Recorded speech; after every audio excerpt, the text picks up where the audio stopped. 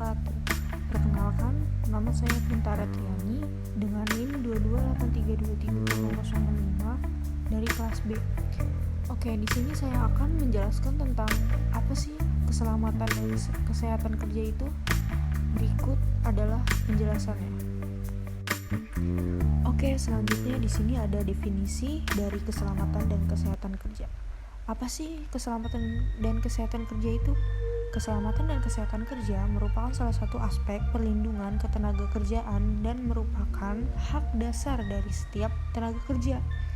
Namun, masih terjadinya kecelakaan kerja menjadi penghambat pelaksanaan keselamatan dan kesehatan kerja pada setiap sektor. Dan di sini saya mengambil dari jurnal Ramli tahun 2010.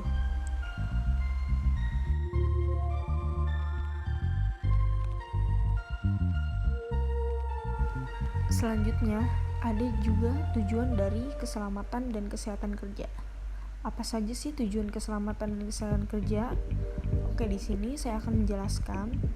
Menurut Mangkunegara dalam Hartatik tahun 2014 menyatakan bahwa K3 memiliki beberapa tujuan. Di antaranya adalah yang pertama, agar setiap pegawai mendapat jaminan keselamatan dan kesehatan kerja baik secara fisik, sosial maupun psikologis.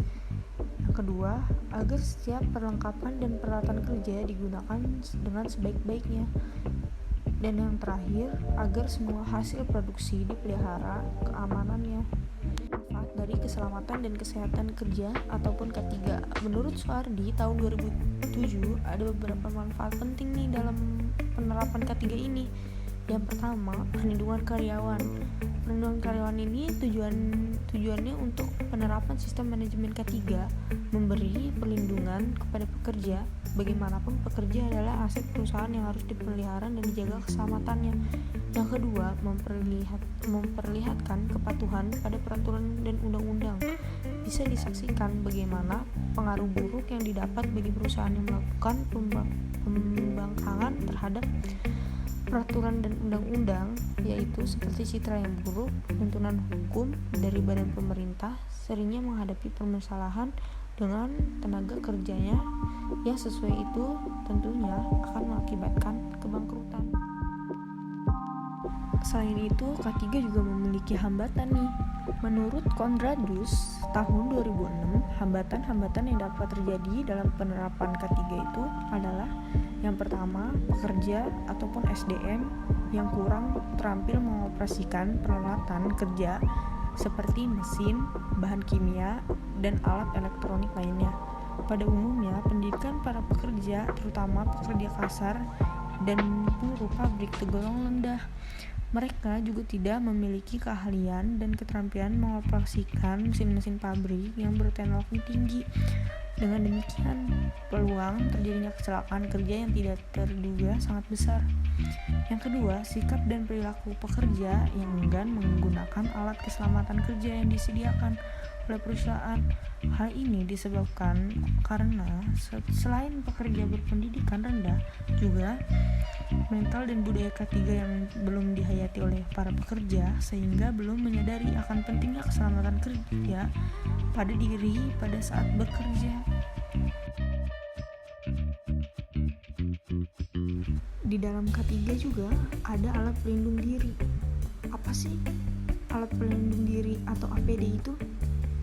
Penggunaan APD atau alat pelindung diri merupakan pengendalian risiko terakhir untuk melindungi tenaga kerja dari bahaya keselamatan dan kesehatan kerja.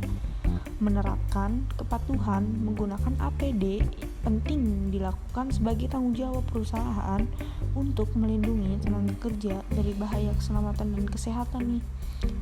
Nah, berikut adalah pengertian dari penggunaan APD menurut Kartika tahun 2014.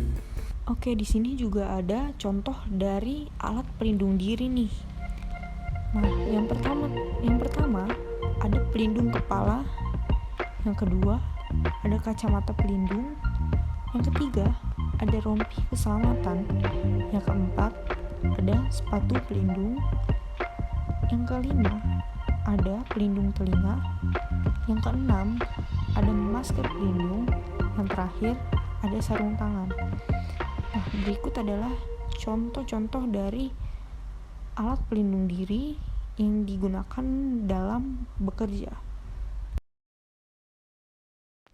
Oke, dari penjelasan sebelumnya, keselamatan dan kesehatan kerja itu sangat penting loh untuk dipatuhi. Jadi mulai sekarang patuhilah semua peraturan yang ada pada pekerjaan setiap masing-masing. Oke, cukup sekian. Terima kasih. Bye-bye.